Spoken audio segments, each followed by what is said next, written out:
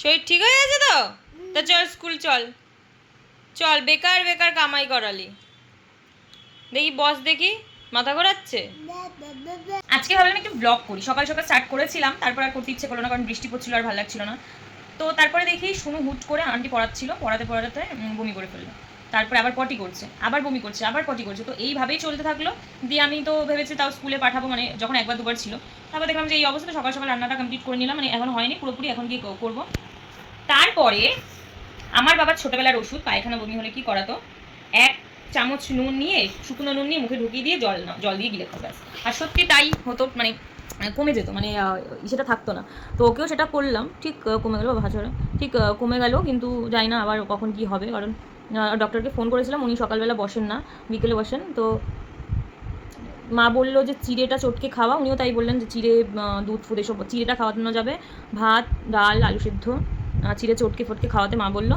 তারপর তার মধ্যে আবার ওর ফ্রেন্ডের জন্মদিন, এবার ও তো গিয়ে কিছু খেতে পারবে না। আমি বললাম ওর বাবা মা ফোন করেছিল, দিয়ে ইনভাইট করলো। আমি তারপর বললাম যে এরকম এরকম ব্যাপার, যদি শরীর ঠিক থাকে তাহলে যাবে, আর না হলে যদি এরকমই কন্টিনিউয়াসলি চলতে পারে তাহলে আর হবে না গো।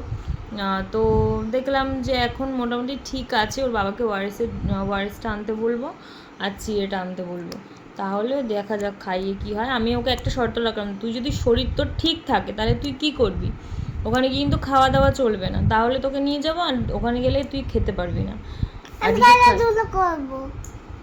ও খেলাধুলা করবে আর আমি খাবো। তুমি খাবে, আমি খাবো না, আমি আলু সিদ্ধ খাবো। ও আলু সিদ্ধ খাবে। তো চলো এখন আমি যাই রান্না করি। আজকে টক ডাল, উচ্ছে মিষ্টি কুমড়ো আর পেঁয়াজ দিয়ে। আমার চোখটা না, আমার এখন এত আবার সেই গ্যাসের এত অ্যাসিডিটি হচ্ছে। আমার অ্যাসিডিটির জন্য মানে লিভার এতটাই এফেক্ট খুব পড়ে গেছে, তাই জন্য আমার চোখটা ছাড়ছে না। 2 দিন পর পর চোখের ওপর থেকে এই ব্যথা, এটা ওটা সেটা যাচ্ছে, বুঝতে পারছি না কেন চোখটা ব্যথা। দেখি বলেছে যখন চেষ্টা করব যাওয়ার।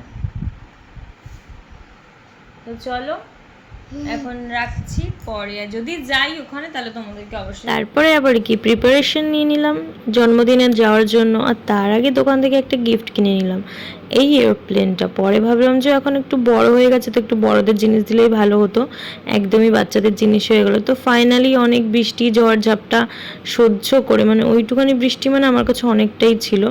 তারপর তো এই টাইমটা ঝড়ঝড়ি বৃষ্টি, প্রচুর প্রচুর বৃষ্টি পড়ছিল। তো আমি ভাবছিলাম মাঝে আটকে যাব বা কিছু, তারপর দেখলাম যে না, বৃষ্টিটা রাত 12টার সময়, সেটাও আমি বলবো অবশ্যই। তো ফাইনালি ওদের বাড়িতে চলে আসলাম, দেখলাম কিছুই হয়নি, তখন 9:30 বাজে, কিছুই হয়নি, মানে না কেক কাটা না আশীর্বাদ, কিছু না। গিয়ে প্রথমে দিল চা, দেবযানী, মানে দেবযানী আমাকে চা দিল। তারপরে ওর ছেলের সাথে একটু কথা বলছিলাম, আর ওর ছেলে ভীষণ লজ্জা পায়, আবার প্রচুর স্ট্রেইট ফরওয়ার্ডও।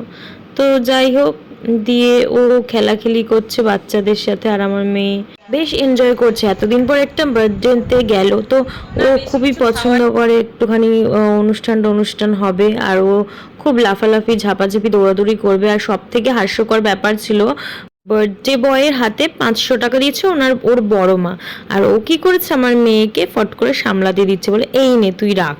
এবার এত লোকজন, ওর বাবা মা কাউকে বললো না, ওকে বললো, আর ওখানে সবাই মিলে হেসে দিয়েছি, কারণ সিনটাই এরকম ছিল। ওইটা ক্লিপটা নেওয়া হয়নি, হয়তো সেই টাইমটা আমি মোবাইল অফ করে দিয়েছিলাম। আর তারপরে শুরু হলো কেক কাটিং করার সময় শুরু হয়েছে না 10টার সময়। দেবযানীকে মনে হচ্ছিলো আমি মাঝে, মানে ওকে ধরে পেটাই, এত রাত। আমি একদিকে ভালো হয়েছিল, কারণ অনেকটা রাত হয়ে গেছিলো, মানে বা বৃষ্টি এতটাই পড়ছিল, আমাদের সেই টাইমে বাড়িতে আসার কোনো উপায় ছিল না। তো একদিকে ভালোই হলো, আমরা বাড়ির থেকে বেরিয়েছি 12টার সময়। আর এই দেখো ওই মেয়েটা, ওর মনে হয় আই থিঙ্ক মাসি টাসি হয়, ও ও প্রিপারেশন নিচ্ছে সবাই নিজেকে ঠিকঠাক করে রাখার, আর ওর চোখের মধ্যে একদম স্প্রে করে দিয়েছে, আর এখানে সবাইকে দিচ্ছে। তারপরে আমি এদিক ওদিক ঘুরছিলাম, আমাকে দিতে পারিনি, লাস্টের দিকটা আমার মানে চুল পেছন দিকটায় দিয়েছে, চুলে হালকা হালকা পাতলা লেগেছে। তারপরে কেক কাটিং করে কেক দিল সবার হাতে, আর আমি ভীষণ এনজয় করে খাচ্ছিলাম। আর আমার চকলেট কেক তো ভালো লাগে, আমি প্রথমে ভেবেছিলাম চকলেট আই থিঙ্ক, তারপর দেখলাম যে না ডার্ক ফ্যান্টাসি, আমার ডার্ক ফ্যান্টাসি ভালো লাগে।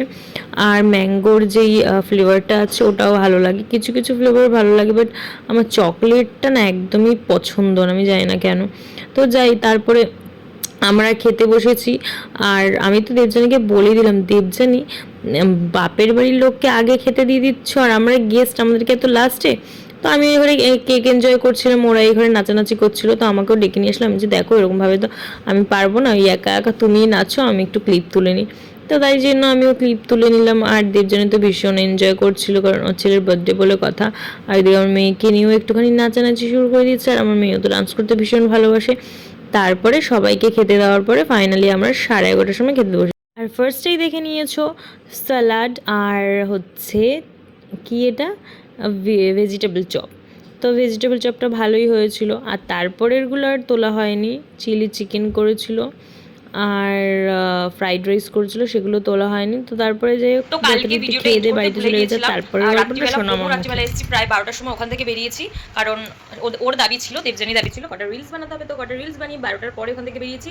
আর সবার হাজবেন্ড তার ওয়াইফকে প্রোটেক্ট করতে করতে সারা রাস্তা নিয়ে আসে, আর আমার হাজবেন্ডকে আমি প্রোটেক্ট করে করে নিয়ে আসি। আমি বলছি এই গলি থেকে যেও না, ও বলছে না এটা দিয়ে চলো, না এটা দিয়ে চলো, এটা দিয়ে কুকুর কম থাকবে। আর ও সেই আবার আমার কথা শুনে ওই গলি দিয়ে যাচ্ছে।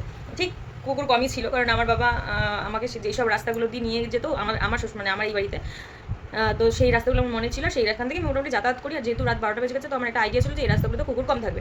আর আরেকটা গলি থেকে বলছে এই গলি থেকে চলো, এখান থেকে চলো, এখান থেকে চলো। আমি কি না এখান থেকে যাবো না, একদিন রাত্রিবেলা আমাকে এমন তাড়া করেছিল, ওইখানের কুকুরগুলো ভীষণ বদ, ওখান থেকে আসার মানে যেই যাবে ওখান থেকে দাঁড়াবে না, পেছন পেছন দৌড় মারবে, কোনো রকমভাবে দাঁড়াবে না। ওদের একটা জায়গা থাকে, সেই জায়গা অবধি ওরা থেমে থাকবে, কিন্তু তারপর থেকে তার আগে অবধি ওরা দৌড়াবে মানুষের পেছন, যত ভদ্র মানুষই হোক না কেন। তো ওই জায়গাটাও আমরা ক্যান্সেল করলাম, দিয়ে আমি এদিক থেকে চলো ও বলে কি হ্যাঁ ঠিক বলেছি, ওখান থেকে যদি না যাই তাহলে তো যদি ইসে করে কুকুর যদি ধরে তাহলে তো গেল, মানে ওরা ভীষণ কুকুর ভয় পায়, ভীষণ কুকুর ভয় পায়। আমারও ভয় লাগে, কিন্তু আমার বাবার কাছ থেকে একটা জিনিস শিখেছি যে যেইখান থেকে যাব কুকুর যদি ধরে তাহলে কি হ্যাঁ থেমে যেতে হয়, গাড়ি নিয়ে হুড়মুড় করে যেতে নেই। আর হুড়মুড় করলেই তো মোটামুটি ওপরে চলে যাওয়ার ব্যাপার, মানে এরকম অনেকেই গেছে। আর আমারও তো এরকম একবার ভয়ানক অ্যাক্সিডেন্ট হতে হতে বেঁচেছে কুকুরের ভয়ে, মানে ওই জায়গাটা থেকে, যে জায়গাটা থেকে যেতে যেতেও গেলাম না, এমন পেছনে দৌড় মেরেছে যে আমি ওখান থেকে ভীষণ ভয়ানকভাবে স্পিড নিয়েছিলাম। আর একটা হলাম হাত থেকে মানে হ্যান্ডেল ছিটকে পড়ে যেত, কিন্তু ওই যে ভগবানের সহায় কিছু হয়নি। তারপরও আর একবার এরকম হয়েছে।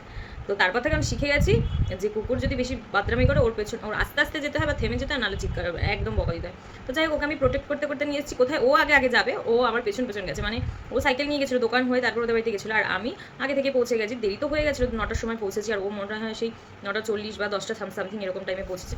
তো যাই হোক, চলো আজকের ব্লগটা আমি এখানেই শেষ করছি। শুনো অনেক দেরি হয়ে না, বেশি দেরি হয়নি, শুনুকে স্কুলের জন্য রেডি করছে, ফট করে মনে করলো কালকে তো ব্লগটা শেষ করানি, তাহলে এখন শেষ করে দিয়ে কালকে কিছু অজানা তথ্য তোমাদের সাথে শেয়ার করি। তো চলো আজকে টাটা। আর কালকে তো দেখলেই ওর মানে শরীরটা ভালোই খারাপ ছিল, হঠাৎ করে পটি বমি সমস্ত কিছু একসাথে শুরু হয়ে গেছে। তারপরে জন্মদিনে গেলে কিছু হয় না, কোনো অনুষ্ঠানে গেলে ওর কিছু হয় না। তো ঠিক আছে, স্কুল যাওয়ার সময় অনেকবার ট্রাই করেছি যে না এখন রেডি করি, কিন্তু আর রেডি করতে পারিনি, ওর যা নখরা দেখলাম। যাই হোক, মানে কোনো খাবার পেলে ওটাকে মোটামুটি যতক্ষণ অব্দি শেষ না করছে নিস্তার নেই, ওটাকে মানে আর উল্টো পাল্টা হাবিজাবি খাওয়া হয়ে গেছিলো, সেই জন্য পেটটা একটু গরম হয়ে গেছিলো, খারাপ হয়ে গেছিলো, যাই না। স্কুলে জামা প্যান্ট পাঠিয়ে দিয়েছি, যদি পটি মটি করে দেয় আন্টি ওকে চেঞ্জ করিয়ে দেবে।